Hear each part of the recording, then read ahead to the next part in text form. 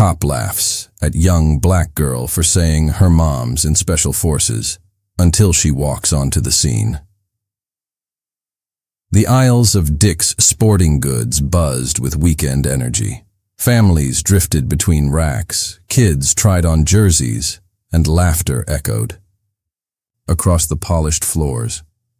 In the sneaker section, 12-year-old Naomi Ellis balanced on her tiptoes, holding a pair of bright blue trainers against her jeans, while her best friend Kayla nodded in approval. Naomi's voice carried the lightness of pride when she said it. My mom's in the special forces. That's why I always get these tough sneakers. She trains me to run fast. Kayla's eyes widened with admiration, but the words didn't just reach her. From a few steps away, a man's chuckle cut through the moment like a blade. Officer Travis Doyle, off duty, but carrying himself with the arrogance of his badge, turned toward Naomi. Special forces? His smirk grew as heads began to turn. Kid, don't make up stories in public. Nobody's buying that. The playful air collapsed. Shoppers paused mid-stride, glancing between the uniformed cop and the little girl now caught in his spotlight. Naomi froze, sneakers clutched against her chest, the heat of embarrassment rising up her neck. Her friend whispered, "Naomi, let's just go." But Naomi's eyes stayed locked on Doyle. Her lips pressed into a thin line before she whispered the same words she had repeated to herself before. "You'll see." The silence that followed Naomi's words was heavier than the hum of the fluorescent lights overhead. Officer Travis Doyle leaned his elbow on a rack of shoeboxes, grinning, like he had just heard the funniest joke of his career. His laugh grew louder, forcing people nearby to glance over, unsure whether to laugh along or look away. "You'll see," Doyle repeated mockingly, drawing out each word as though savoring the chance to humiliate her. "Sweetheart, the only thing I see is a little girl who watches too many movies." His eyes narrowed as he looked her up and down. "Special forces. Do you even know what that means? That is the toughest military branch there is. They do not let just anyone in." Naomi's grip on the sneakers tightened. Her knuckles went white, but her chin did not lower. She did not turn away. Doyle stepped closer, his voice carrying so others could not ignore it. "No offense, kid, but someone like your mom? Come on. Special forces are not daycare workers. They are not supermarket clerks. They are elite." He paused, his eyes locking with Naomi's dark ones. "And I do not believe for one second that a black woman from around here made it that far." A small gasp rippled through the shoppers. Some shifted uncomfortably, others looked at their shoes, but no one stepped in. The coded insult hung in the air, heavy and poisonous. Doyle knew exactly what he was doing, and the crowd's silence only sharpened the sting. Naomi swallowed, her throat dry. The words hurt. They pressed against her chest like a weight she could not shake, but she did not back down. She repeated, softer this time, as if steadying herself. "You'll see." Kayla tugged at her sleeve. "Naomi, please, let's just go." Her voice trembled, fear leaking into every syllable. She had seen adults turn cruel before, but never with this much venom aimed directly at her best friend. Naomi shook her head. Her sneakers pressed against her chest like armor. "No," she said quietly, but firmly enough for Kayla to hear. "You'll see."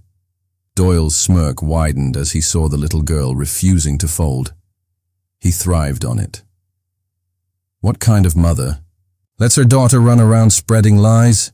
She must not be much of a role model if this is how you seek attention. He chuckled, shaking his head. "I bet she works some desk job, maybe cleans offices, and you just make up stories to sound impressive." Naomi's eyes burned, but it was not tears that threatened. It was the fire of being underestimated, the kind of anger that simmers in silence when no one believes you. A middle-aged man in a baseball cap standing by the next aisle shifted, opened his mouth like he might say something, but then closed it. His wife tugged at his arm. "Let's not get involved," she whispered. The passivity around her was louder than Doyle's insults. Every face that turned away told Naomi that standing alone was part of the battle. The more the officer pushed, the more she felt her own voice echo inside her. "You will see. You will see." Doyle leaned down now, his shadow covering her as if to make her smaller. "Look around, kid.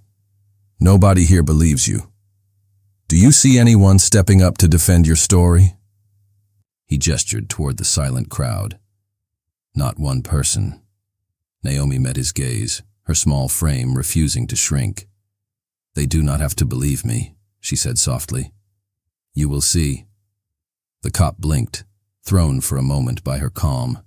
His smirk faltered, then hardened again as he raised his voice to the room. "Imagine that. A child making up fairy tales because she cannot admit the truth about her mother." His words rolled over the shoppers like a storm, daring someone, anyone, to break the silence. But no one moved. A woman picked up her son and quietly left the aisle. Two teenagers whispered and laughed nervously, eager to appear on Doyle's side rather than risk his scorn. The humiliation stretched on, suffocating. Kayla tugged harder at Naomi's arm. "Please, Naomi, we can go buy sneakers somewhere else. He is not going to stop." Naomi's chest rose and fell, steadying herself. Against the pull of shame, her voice, though quiet, cut through the noise like glass. "No, I am not leaving.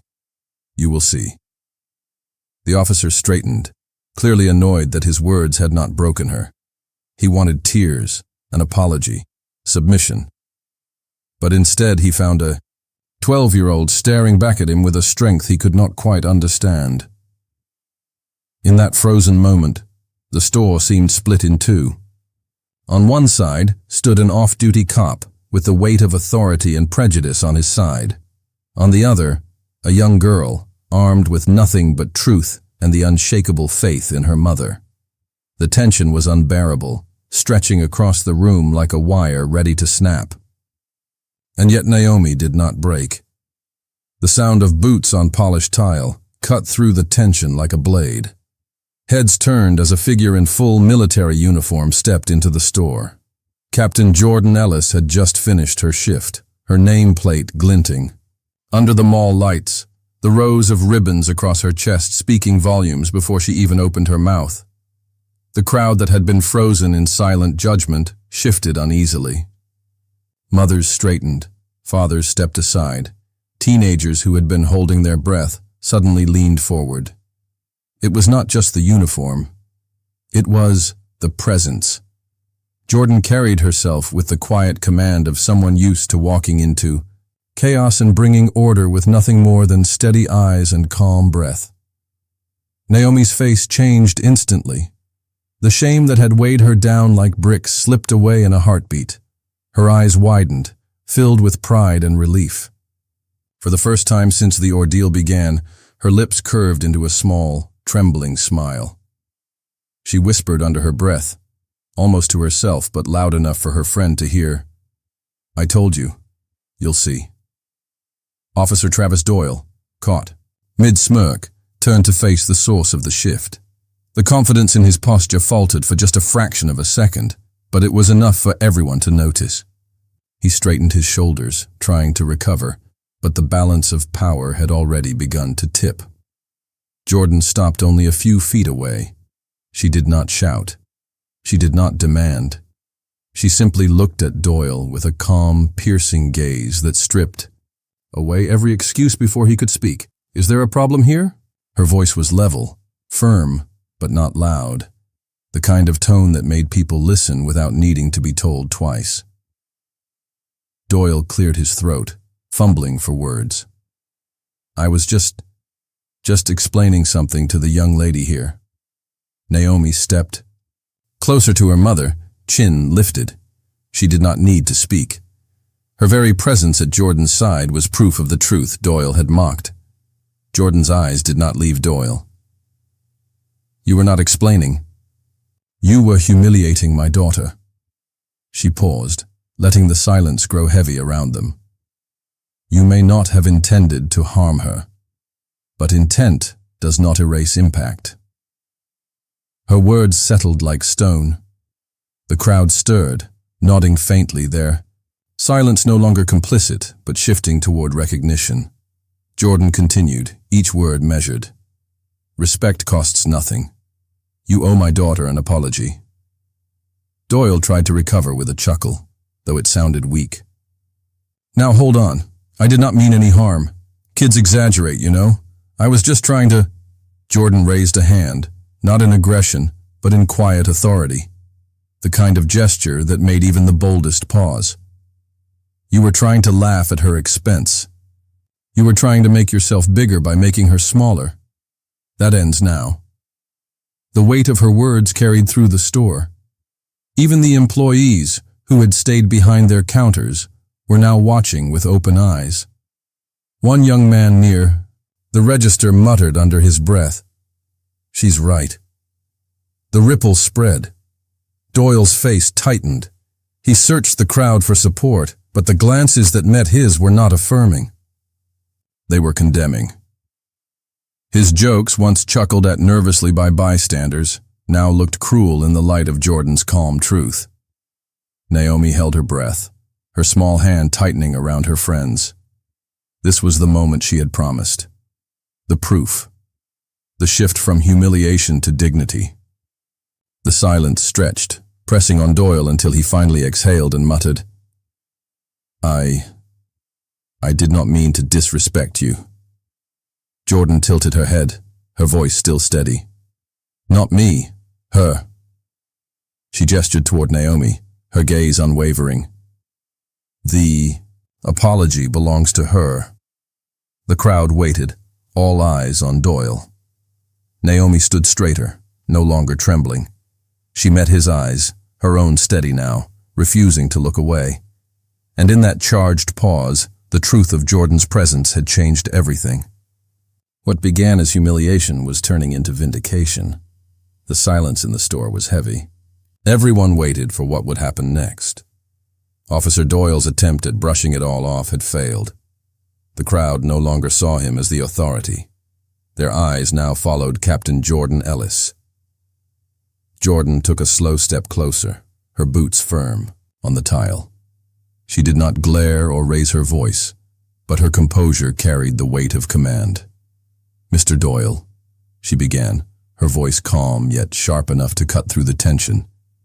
"You stand here with a badge that is supposed to represent service, protection, and honor, and yet you use that position to belittle a child." A child. Doyle shifted uneasily, his lips pressed together as if he was fighting the urge to argue. Jordan continued, unwavering. "I've spent years in special forces. I have led men and women into places most people pray they never have to see. We fought not for recognition, not for applause, but to defend the dignity of people who could not defend themselves." "Dignity," she repeated, her voice ringing with quiet force, "is sacred, and to mock it, especially in a child, is dishonor of the worst kind." Murmurs rippled through the crowd. Someone near the back whispered, "She's right." Another lifted their phone higher, recording every word. The faint glow of cameras confirmed that this moment was no longer private. It was being witnessed, documented. Doyle's smirk had completely vanished. Jordan kept her focus steady, her words cutting. Through every corner of the store, sacrifice is not only about the battlefield, it's about what we choose every day. Do we choose respect, even when no one is watching? Or do we choose cruelty because we think no one will call us out? Today, you chose cruelty, and today, you are being called out. Naomi's chest rose and fell quickly. Her wide eyes never left her mother.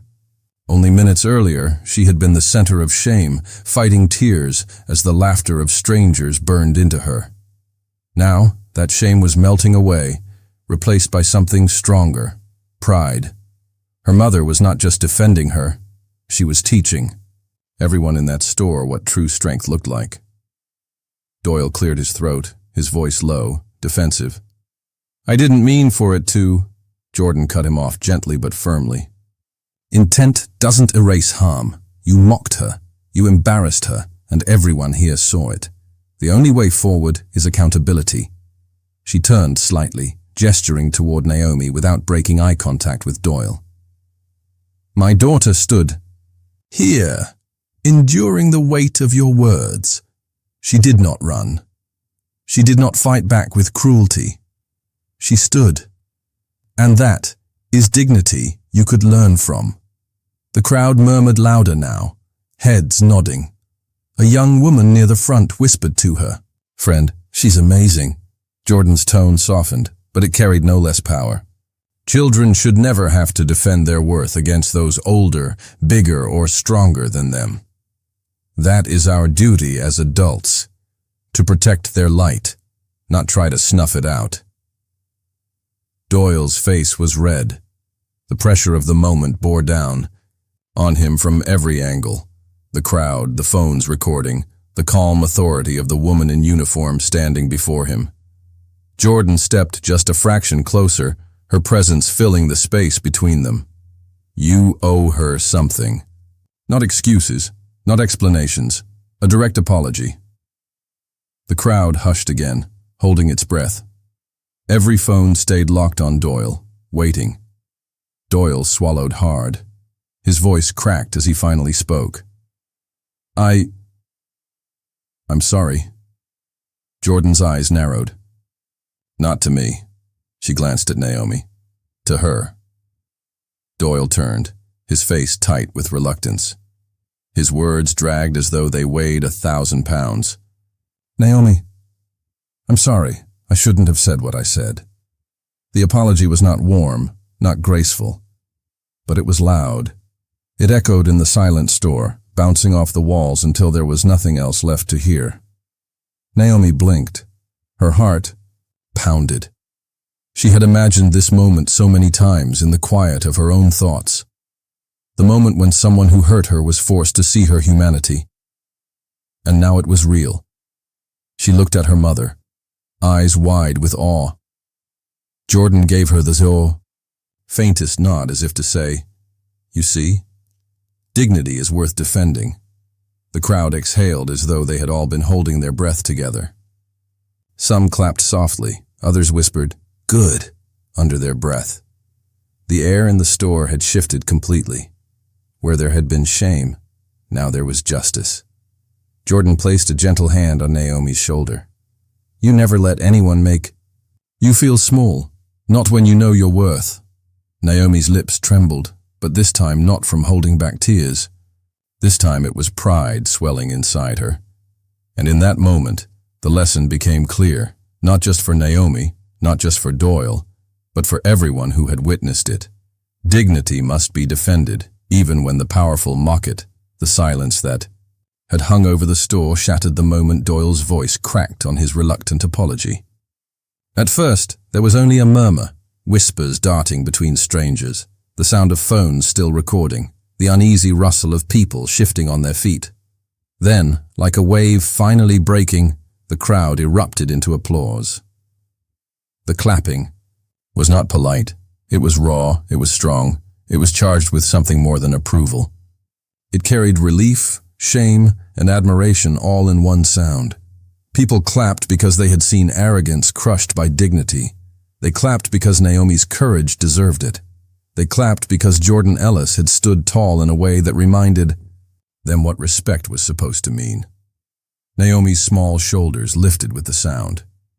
For the first time since Doyle had stepped in, her chest expanded, her chin rose, and her lips parted in a smile that glowed with vindication. She had said it over and over, stubborn and steady, "You'll see." Now they all had. Doyle's face burned as red as a warning light. His eyes darted to the phone still raised, capturing every second. He muttered something under his breath, words that were half excuse, half resentment, as he backed away toward the entrance. His hands fidgeted, his jaw clenched, but his authority was gone. No badge, no position, no presence could shield him from the weight of his own humiliation. The applause did not die as he left. In fact, it grew louder, chasing him through the sliding doors until he disappeared outside. Naomi stood frozen in the middle of it all. Her best friend, still clutching her sleeve, turned with wide eyes and whispered into her ear, "You were..." "Right. I am so proud of you." Those words struck deeper than the officer's insults had. Naomi blinked hard, her eyes stinging, not with shame this time, but with something warmer, something powerful. She held her friend's hand tighter, as if to anchor herself in this moment. From behind the counter, the store manager finally stepped forward. His face looked pale, his expression carrying a mix of guilt and respect. He adjusted his tie nervously, clearly aware that he should have spoken earlier, but he had not. Now, with the crowd watching, silence was no longer an option.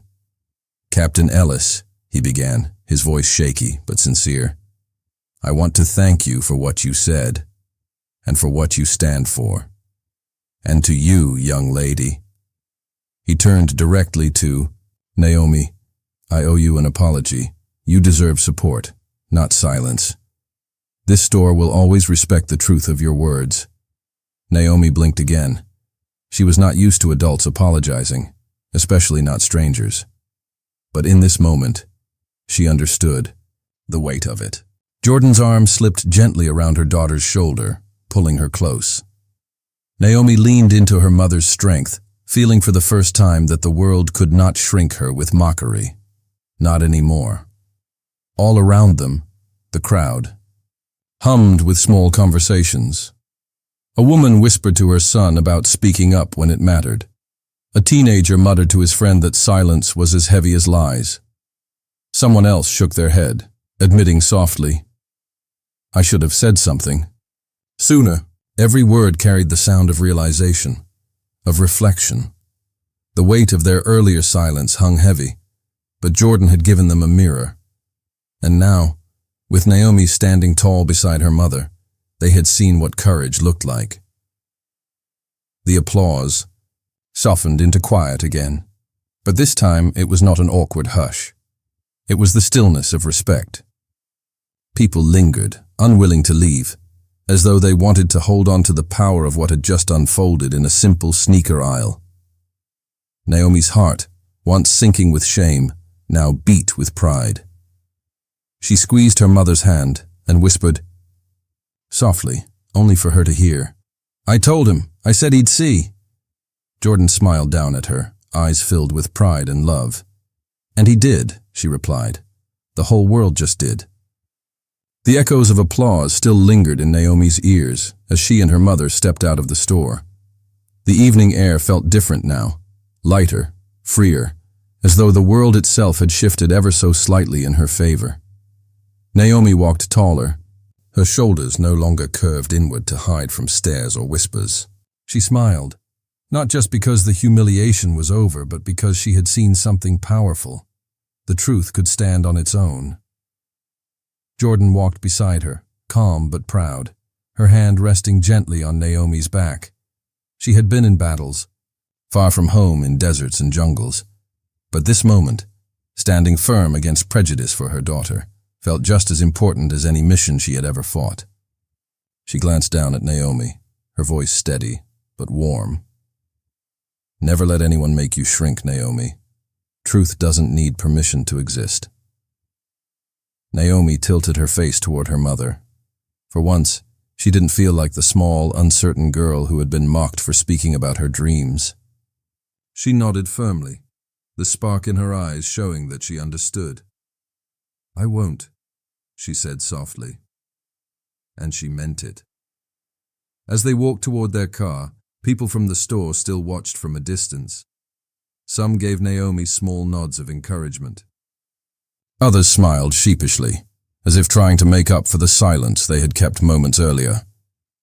Naomi didn't need their words anymore. What mattered was that she no longer felt ashamed of herself.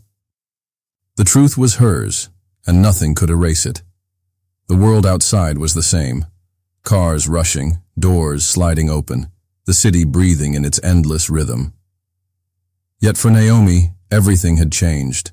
She felt taller, even though her body hadn't grown an inch. She felt stronger, even though she hadn't lifted anything. What had changed was inside, her sense of worth, her refusal to bow to laughter or doubt. Jordan opened the car door for her daughter, and as Naomi climbed in, she looked back at the store one last time.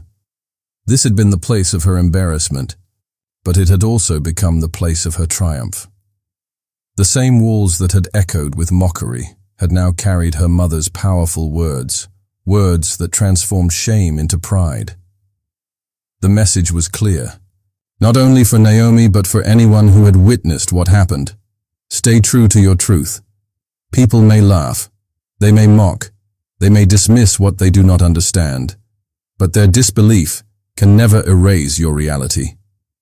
The truth does not vanish because others refuse to see it. As the car pulled away, Jordan's voice carried like a soft echo in Naomi's heart. And in the style of a voiceover, the lesson remained, ringing beyond the walls of that store, beyond the eyes of strangers, into something larger. Respect is free, and every child deserves it.